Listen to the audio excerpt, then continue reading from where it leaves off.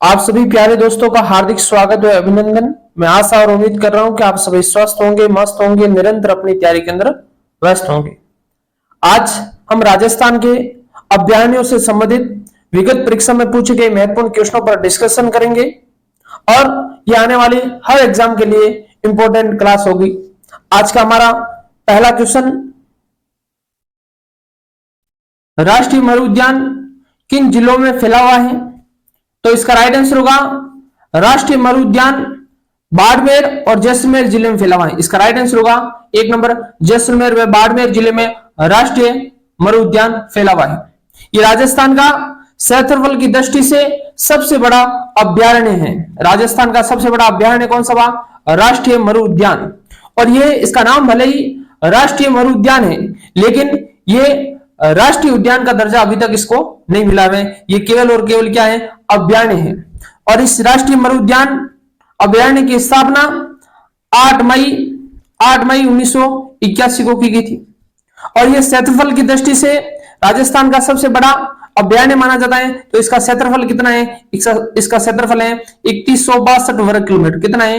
3162 वर्ग किलोमीटर इसका क्षेत्रफल है। अब आपसे यह पूछा जा सकता है कि जैसलमेर में इसका क्षेत्रफल कितना है और बाड़मेर में इसका क्षेत्रफल कितना है?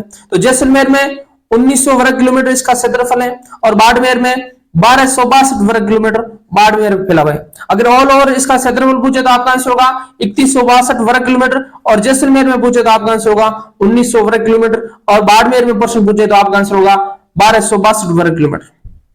इसके अलावा ये राजस्थान का राज्य पशु चिंकारा इसके अंदर मिलते हैं। इसके अलावा राजस्थान का राज्य पक्षी गोडावण की शरण स्थली मानी जाती है। यानी राजस्थान में राज्य पक्षी गोडावण सर्वाधिक इसी राष्ट्रीय मरु उद्यान में मिलते हैं। इसके अलावा लाठी सीरी क्षेत्र, जैसलमेर में लाठी सीरी क्षेत्र राष्ट्रीय मरु उद्यान के अंतर्गत आते हैं। इसके अलावा सेवण घास जो मरुस्थल में पाई जाती है, सेवण घास जो सर्वाधिक मात्रा में इस राष्ट्रीय मरु उद्यान में पाई जाती है। और इस सेवण घास का यानी कि सेवण घास को कौन चरता है? राजस्थान का राज्य पशु चिंकारा का ये चारे के रूप में यानी कि घास के रूप में इसका उपयोग करता है। इस राष्ट्रीय मरु उद्यान में जीवाश्म पार्क बना हुआ है, जीवाश्म पार्क बना हुआ है। और इस जीवाश्म पार्क का नाम है आकलवुड फॉसिल पार्क।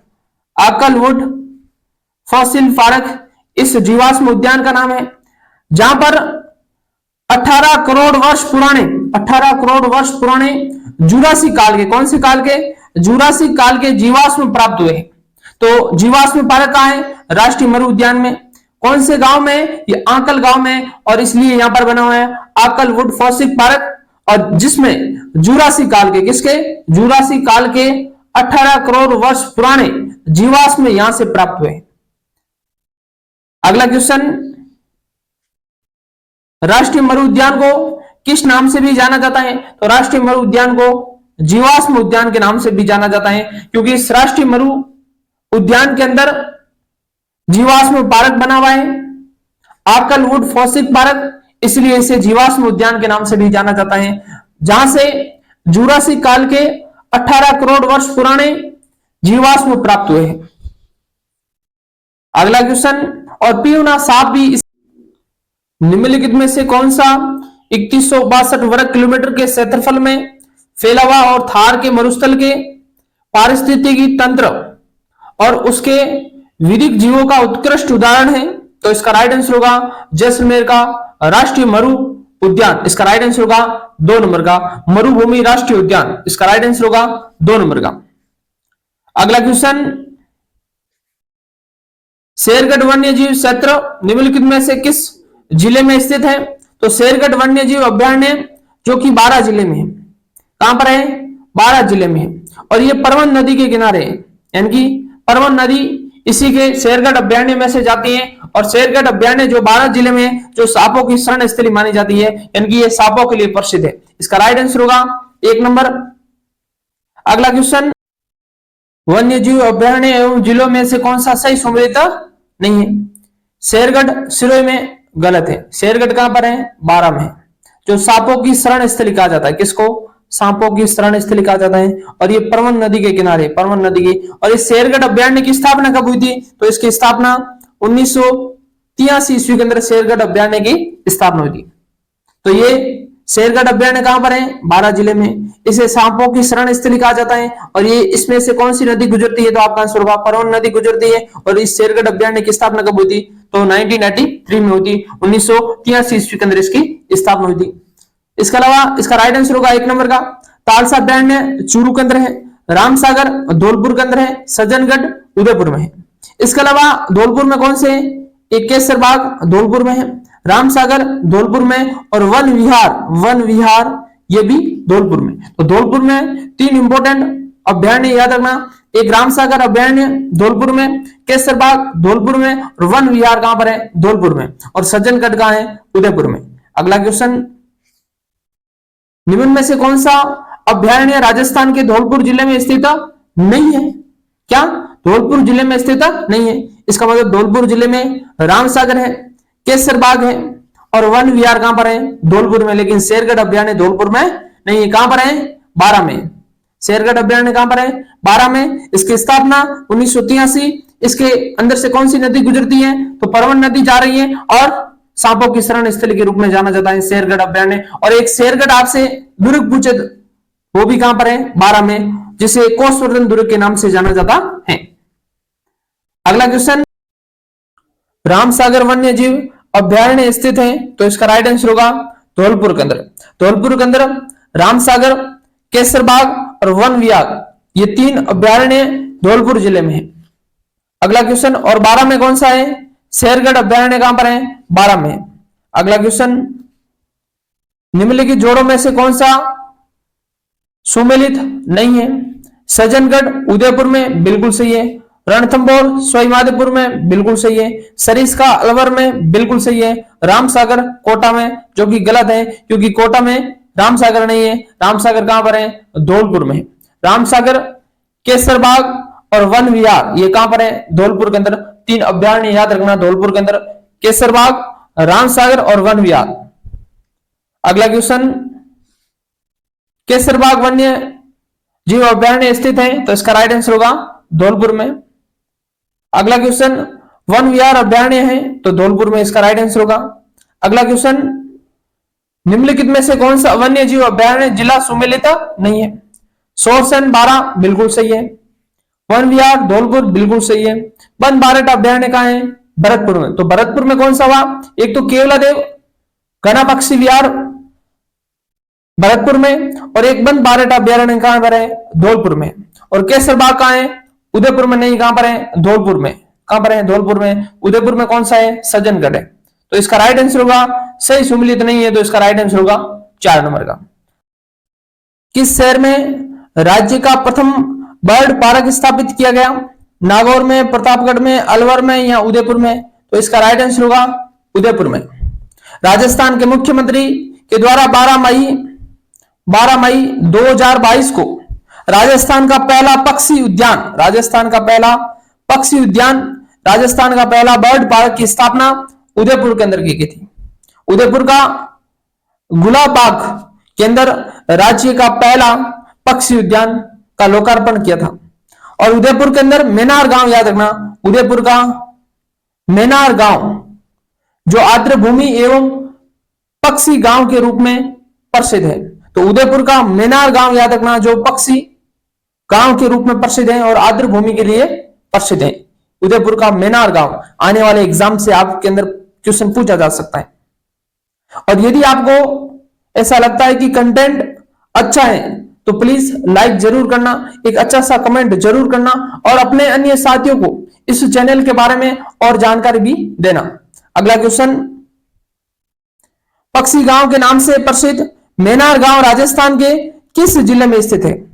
तो मेनार गांव उदयपुर में है, जो पक्षी गांव के रूप में प्रसिद्ध है, और ये आर्द्र भूमि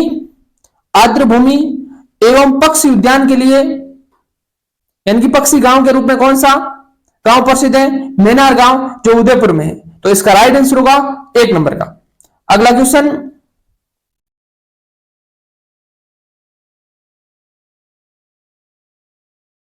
तालसापर अभ्यारण्य के लिए प्रसिद्ध है, बाघ के लिए, मोर के लिए, भालू के लिए या कृष्ण मृग के लिए?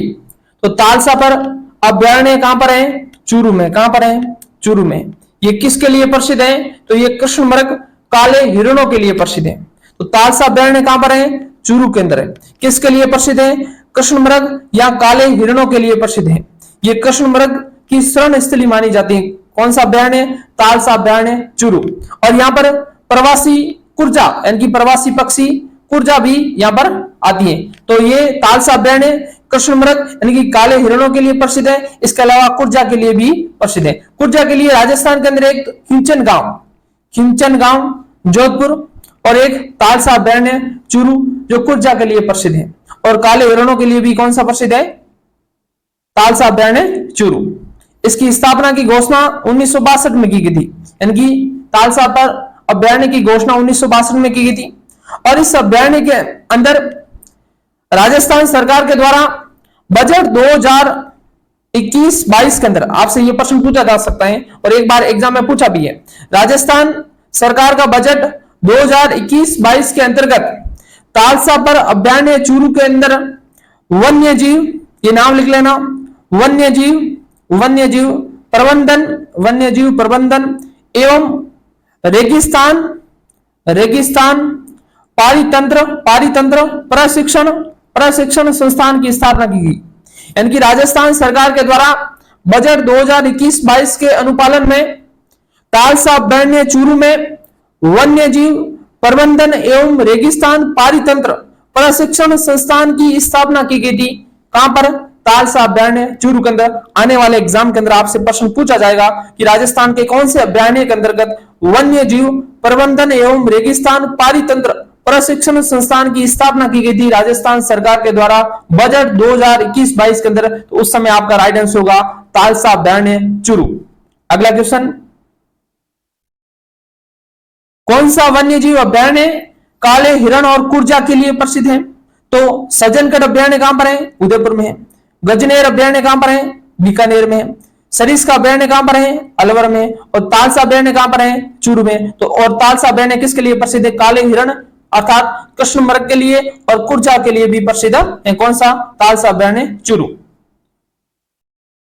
अगला क्वेश्चन, और इस तालसा अभ्यारण्य के अंतर्गत एक घास पाई जाती है, उसका नाम है मोतिया घास। वर्षा ऋतु के अंदर यहां पर मोतिया घास उगती है जो कृष्ण यानी कि काले हिरण कृष्ण मृग के लिए खाने के काम आती है। अगला क्वेश्चन है कि वन्य जीव प्रबंधन एवं रेगिस्तान पारितंत्र प्रशिक्षण केंद्र स्थापित किया गया, तो ये कहां पर स्थापित किया गया था? तालसा अभ्यारण्य चूरू के अंदर। और कौन से बजट के तहत? तो बजट 2021-22 के अंदर इसकी घोषणा की गई थी। तो इसका राइट आंसर होगा 3 नंबर का।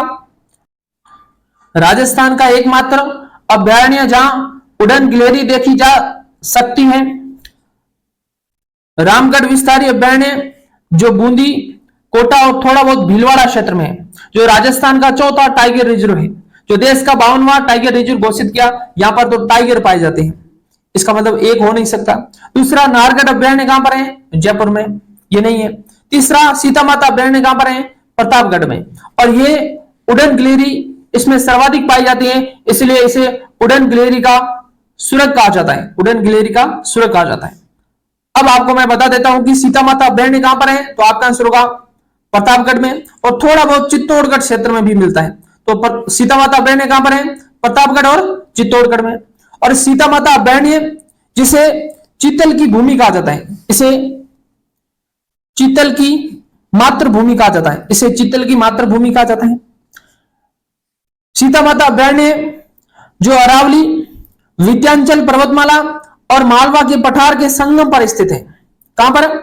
अरावली, विंध्याचल पर्वतमाला और मालवा के पठार के संगम पर स्थित है। और हिमालय के बाद में सर्वाधिक जड़ी बूटियां सीता माता अभ्यारण्य में पाई जाती हैं। और राजस्थान का अभ्यारण्य जहां पर सर्वाधिक जैव विविधता पाई जाती है, यानी कि राजस्थान का वह कौन सा अभ्यारण्य है जहां पर सर्वाधिक जैव विविधता पाई जाती है? तो सर्वाधिक जैव विविधता पाई जाने वाला अभ्यारण्य सीता माता अभ्यारण्य। सीता माता अभ्यारण्य जो उड़न गिलहरी के लिए प्रसिद्ध है, इसलिए इस अभ्यारण्य को उड़न गिलहरी का सुरग कहा जाता है। सीता माता अभ्यारण्य जो चौसिंगा, जैसे स्थानीय भाषा में घंटेल कहते हैं, यानी कि सीता माता अभ्यारण्य चौसिंगा यानी कि घंटेल के लिए भी प्रसिद्ध है। और सीता माता अभयारण्य में से जाखम नदी, कौन सी नदी? जाखम नदी, जाखम, करमोई, करमोई और सीता माता और टांकिया और नालेश्वर, इन 5 नदियों के संगम पर स्थित है।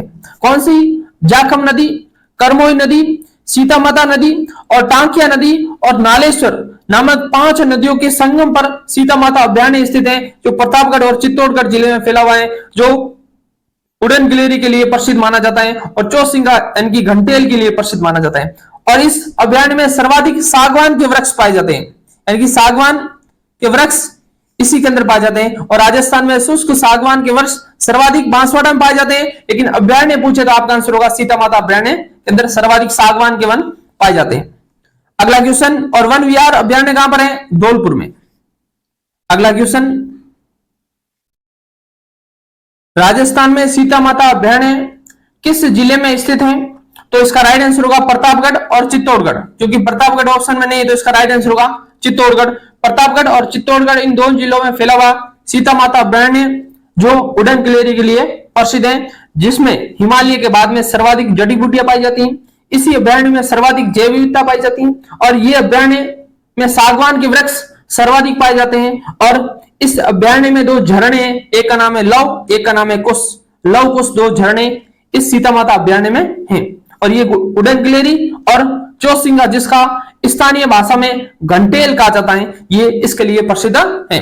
अगला क्वेश्चन, कुर्जा है एक पक्षी, तो इसका राइट आंसर होगा कुर्जा एक पक्षी है। और कुर्जा के लिए एक तो तालसा अभयारण्य चूरू और इसके अलावा खिंचन गांव जोधपुर, ये कुर्जा के लिए प्रवासी पक्षी कुर्जा के लिए प्रसिद्ध है।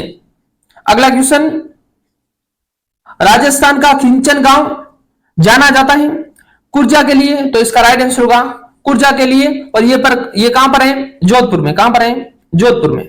इसका राइट आंसर होगा 1 नंबर। और साइबेरियन सारस के लिए केवलादेव राष्ट्रीय उद्यान भरतपुर, जो साइबेरियन सारस के लिए प्रसिद्ध है, जो शीत ऋतु के अंदर साइबेरियन सारस केवलादेव राष्ट्रीय उद्यान के अंदर विचरण करने के लिए आते हैं नवंबर से लेकर फरवरी के मध्य, शीत ऋतु में। अगला क्वेश्चन, कुर्जा पक्षी डेमोसिल क्रेन का बहुत बड़ी संख्या में पहुंचते हैं, तो इसका राइट आंसर होगा खिंचन गांव जोधपुर। खिंचन गांव जोधपुर, इसका राइट आंसर होगा 2 नंबर। और कुर्जा पक्षी को मारवाड़ में संदेश वाहक पक्षी के नाम से भी यानी कि माना जाता है। मारवाड़ में कुर्जा पक्षी को संदेश वाहक पक्षी माना जाता है। अगला क्वेश्चन,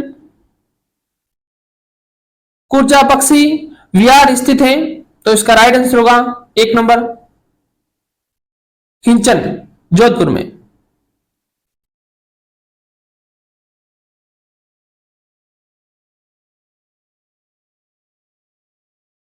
घड़ियालों की प्रजाति को संरक्षित करने के लिए कौन सा अभयारण्य है? जयसमंद अभयारण्य उदयपुर। वन बारेट अभयारण्य कहां पर है? भरतपुर में। राष्ट्रीय चंबल अभयारण्य, तो इसका राइट आंसर होगा 3 नंबर राष्ट्रीय चंबल अभयारण्य, जो घड़ियालों प्रजातियों के लिए संरक्षण का कार्य करता है। इसके अलावा डॉल्फिन के लिए भी प्रसिद्ध है, क्योंकि डॉल्फिन व घड़ियालों के लिए राष्ट्रीय चंबल घड़ियाल अभयारण्य प्रसिद्ध है। और ये मुख्य रूप से कोटा, बूंदी, करौली, सवाईमाधोपुर और धौलपुर इन जिलों में फैला हुआ है राष्ट्रीय चंबल घड़ियाल अभयारण्य, जो घड़ियाल के लिए और डॉल्फिन के लिए प्रसिद्ध है। और ये मुख्य रूप से कोटा, बूंदी, करौली, सवाईमाधोपुर और धौलपुर इन 5 जिलों में फैला हुआ है। कौन सा? राष्ट्रीय चंबल घड़ियाल अभयारण्य। इसका राइट आंसर होगा 3 नंबर का। और जवाहर सागर वन विहार कहां पर है? ये मुख्य रूप से चित्तौड़गढ़, बूंदी और कोटा जिले में फैला हुआ है। और वन बारेट अभयारण्य भरतपुर में। अगला क्वेश्चन, जवाहर सागर वन्य जीव अभयारण्य राजस्थान के मुख्यतः कौन से जिले में अवस्थित है? तो इसका राइट आंसर होगा 12, इसका राइट आंसर होगा चित्तौड़गढ़। इसका राइट आंसर होगा चित्तौड़गढ़ जिले में फैला हुआ है। तो यह मुख्य रूप से मगरमच्छ के लिए प्रसिद्ध है। तो जवाहर सागर वन्य जीव अभयारण्य मुख्य रूप से चित्तौड़गढ़, इसके अलावा कोटा और बूंदी जिले में फैला हुआ है। कौन से 3 जिले? चित्तौड़गढ़, कोटा और बूंदी जिले में फैला हुआ कौन सा? ज्वार सागर वन्य जीव अभयारण्य। और ये किसके लिए प्रसिद्ध है? तो ये मगरमच्छ के लिए प्रसिद्ध। किसके लिए? मगरमच्छ के लिए कौन सा अभयारण्य प्रसिद्ध है? ज्वार सागर वन्य जीव अभयारण्य, जो चित्तौड़गढ़, कोटा और बूंदी जिले में फैला हुआ है, जो कि मगरमच्छ के लिए प्रसिद्ध है। और उत्तर भारत का प्रथम सरफ उद्यान यहीं पर स्थापित किया गया था। अगला क्वेश्चन, पीवना किस जीव की प्रजाति है? अजगर की, मगरमच्छ की, या घड़ियाल की, या सांप की? तो इसका राइट आंसर होगा पश्चिमी राजस्थान के मरुस्थलीय क्षेत्रों में जहरीला सांप पाया जाता है, उसे बोलते हैं पीवना सांप। इसका राइट आंसर होगा, ये सांप की एक प्रजाति है। इसका राइट आंसर होगा 4 नंबर का। बासंद्रा की पहाड़ी कौन से अभयारण्य में स्थित है? तो ये बासंद्रा की पहाड़ी कहां पर है? उदयपुर में है। और उदयपुर में कौन सा अभयारण्य है? सज्जनगढ़ अभयारण्य। तो इसका राइट आंसर होगा 3 नंबर का। बासंद्रा की पहाड़ियों में सज्जनगढ़ अभयारण्य स्थित है, जो कि उदयपुर में। कहां पर है? उदयपुर में। बंदबारेट अभयारण्य कहां पर है? भरतपुर में है। शेरगढ़ अभयारण्य कहां पर है? सांपों की शरण स्थली कहा जाता है, जो 12 में। और माउंट आबू अभयारण्य कहां पर है? सिरोही में। अगला क्वेश्चन, गमधर का जैव विविधता पार्क राज्य के किस जिले में स्थित है? चूरू में, करौली में, सीकर में, या उदयपुर में? तो इसका राइट आंसर होगा 4 नंबर, उदयपुर के अंदर 2016 के अंदर गमधर जैव विविधता पार्क की स्थापना की गई थी। और ये मुख्य रूप से चंदन वृक्ष का संरक्षण का क्षेत्र है। अगला क्वेश्चन, आज के लिए इतना ही। यदि क्लास अच्छी लगी हो तो एक अच्छा सा कमेंट जरूर करना, और अपने अन्य दोस्तों के साथ में इस चैनल के बारे में जानकारी जरूर देना। आप सबका धन्यवाद।